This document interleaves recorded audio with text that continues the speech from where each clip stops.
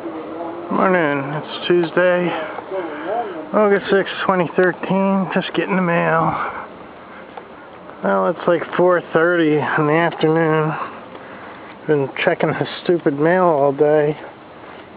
I don't think we got any. Well, I found that oil I was looking for. I'm going to oil all the moving hinges on this truck. These are really jammed. That's pretty incredible. The door key actually fits, and I was able to lock this up. I don't think I've had a vehicle where the door keys actually fit for years.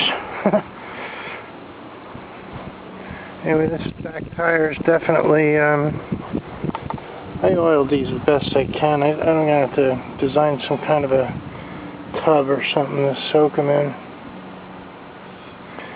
Anyway, these door keys, this tire's actually leaking. Thought it was. And there's rust here and there, but it's workable. Got the nice tow package on this, so I can tow my trailers around. That's a big thing. Plus I can live in it while I'm on trips. And it's nice that the air conditioner works too. So I gotta get down and get the plates for this. Either that or I'll transfer my ID to Pennsylvania temporarily,